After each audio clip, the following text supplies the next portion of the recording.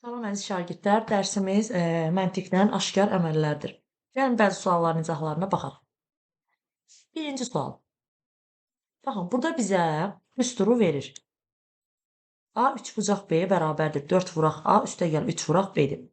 Uşaqlar, bizdə A-nın yerində baxırıq ki, 15 var, B-nin yerində 2 var.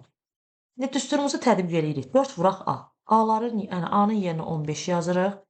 Üstəgəl B-nin yerinə 2 yazırıq. Bərabərdir. 4-ü 15-ə vuranda 60, üstəgəl 3-ü 2-yə vuranda 6. Toplayırıq 66. C bəndi. Bunlar sadələridir. Yenə misal üçün baxsaq. Burada baxın, A-nın qiyməti nədir? Cimalikin sol tərəfi A-dır. Deməli, A-nın qiyməti 8-dir. Sağ tərəfdə B-nin də yerinə deməli 12 olmalıdır. Davam eləsək, vuraq. A-nın yerinə 8 yazırıq. B-nin yerinə 12 yazırıq. Çıx 10.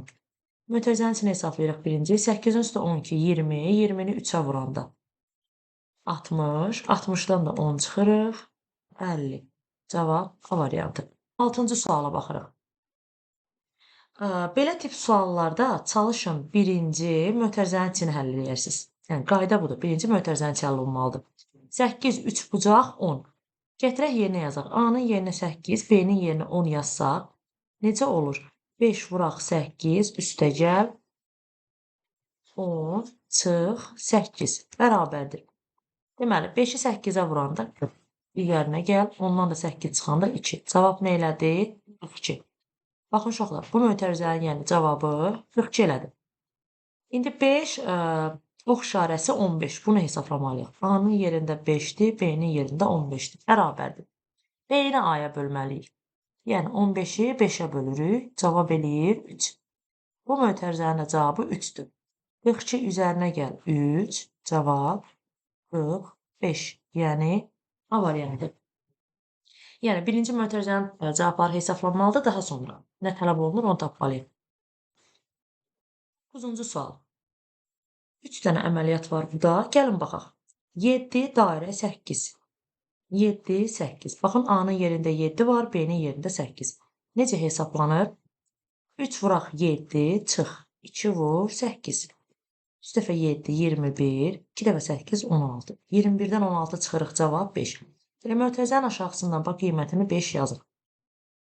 Daha sonra 9 kvadrat 10. 9 kvadrat 10. A-nın yerində 9, B-nin yerində 10 var. Yəni 4 vuraq 9, çıx 3 vuraq 10. 4 dəfə 9-un 36, 3 dəfə 10, 30. 36-dan da 30 çıxsaq, cavab 6. Baxın, bu mötərizənin cavabı nə elədi? 6. İndi nə oldu burada? Nə baş verdi? 5 arasında görürsünüz romb işarəsi var. Romb, bir də 6. İndi biz bunu həll etməyimiz üçün gətirib yenidən bax, buradan yerinə yazırıq. 5, romb, 6. Yəni, A-nın yerində 5-dir, B-nin yerində 6-dır. Həll etsək, 3 vuraq, 5 üstəgəl 6. 5-in üzərinə 6 gəldik. 11, 3-ə də vururuq, 33. Yəni, cavab C bəndi. 11-ci sual. Baxın, A-nın yerində nə var? 35. B-nin yerində 25. Tamam eləyək, düsturda yerinə qoyaq. Deməli, 35 üzərinə gəl 25. Məxrəcdə 35 çıx 25. Bərabərdir. 35-in üzərinə 25 gəlsək 60 eləyir. 35-dən 25 çıxsaq 10 eləyir. Kəsr xətti bilirik ki, bölməni ifadə eləyir. 60-ı 10-a bölsək, yəni bunlar ixtisar getsə, cavab 6. B variantı. 14-cü sual. Bizdən nə tələb olunur? 4 smailik mötərizədə 12, 3 bucaq 6. Təbii ki, birinci mötərizənin içi həll edilməlidir. A-nın yerində 12 var, B-nin yerində 6 var. Davam eləsək, 3 vuraq A, bax, kiçik olan 3 ilə A. Deməli, vurma var arasında. 3 vur 12, çıx 6. Məxrəcdə də 2-ni yazırıq. Bərabərdir. 3 dəfə 12, 36. 36-dan da 6 çıxsaq, 30 eləyir. Dedik ki, kəsr xətti nəyə bildirir? Bölməni. 30-u 2-yə bölsək, 15. Baxın, mötərizənin cavabı nə oldu? Uşaqlar, 15. Yəni, nə baş verdi burada? 4, smailik, nə qaldı? 15. İndi 4 smalik 15-i də bu ikinci düsturdan etməliyik. A-nın yerində 4 var, B-nin yerində 15 var. Düsturumuz necədir? B çıxaq A.